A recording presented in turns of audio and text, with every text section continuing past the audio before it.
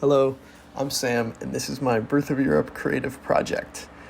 Just writing that phrase took about 15 seconds, but I wanted to see how long it would take on other mediums of writing. So my objective for this project was to compare the pros and cons of cuneiform, the writing of the Sumerians in Mesopotamia, to hieroglyphs, the writing of the ancient Egyptians. But first, I want to lay out the types of characters. So there's logograms, phonograms, and determinatives. For this project, I'm only going to be using phonograms and determinatives. Logograms were earlier characters that were drawings meant to actually represent the thing that it's describing.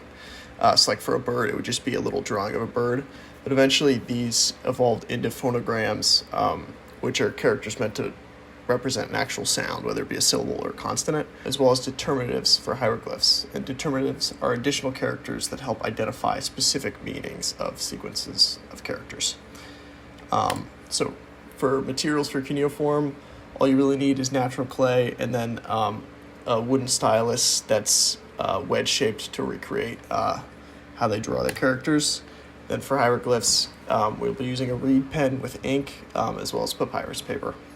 So here's me writing Sam Fisher's Birth of Europe creative project in cuneiform on a clay tablet.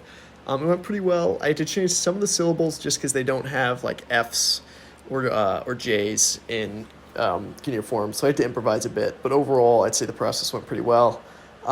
After this, I then checked on it to see how long it would take to dry. You can see all the poking I've done at it. This is a day later, and even then my stylus still worked. Although it wasn't as bendable, it's definitely still a situation where you could write on this for an extended period of time. So next, I did that same phrase in hieroglyphs. This process went pretty well. The reed pen was a little difficult to get used to. You'll see that there's kind of a variation in ink thickness, but that situation gets a little better as it goes. Overall, I was happy with how this came out. I only used one determinative, which is the little man at the top right. That's to indicate that it's a name. Here's a better look at the finished product. Overall, other than the ink thickness issue, I'm happy with how this turned out. Interestingly, both these processes took about the same time, with hieroglyphs taking just under 10 minutes and cuneiform taking me just over 10 minutes.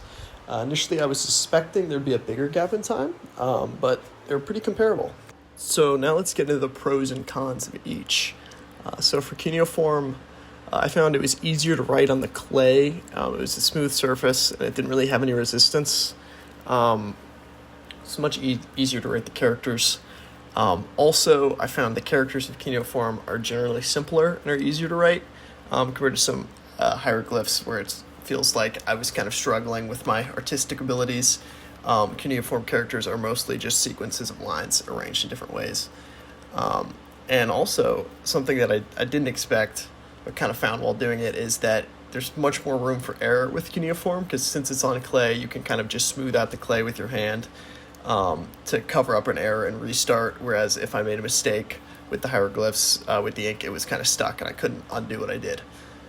But obviously with cons, the clay tablets are larger, which makes them difficult to transport. Early on, when they're wet, they're oddly delicate. You can't really pick them up without it warping, so you have to be careful with that. And obviously it takes time to dry. As we saw, it took longer to dry than I expected, which means you could write on this for a good amount of time. Due to having characters for mostly syllables, it's not as easy to read. There's way more characters for cuneiform than there is hieroglyphs. And also just with the medium of clay tablets, it's not really sustainable for longer texts. That brings us into hieroglyphs, where again, fewer characters makes it way easier to read into code. Papyrus paper, being paper, allows for longer texts, either with a scroll or like actually turning it into a book, and it's much more easy to transport.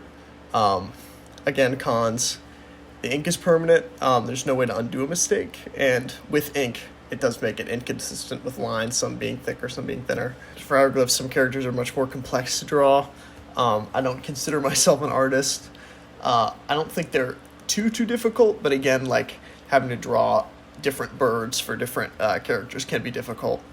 And also, something I didn't expect, papyrus paper has kind of a rough surface. It's very rigid, and with the reed pen, which is, again, not the most ideal pen in the world, there's lots of resistance when you're trying to draw those lines, which can make doing the art a little more difficult.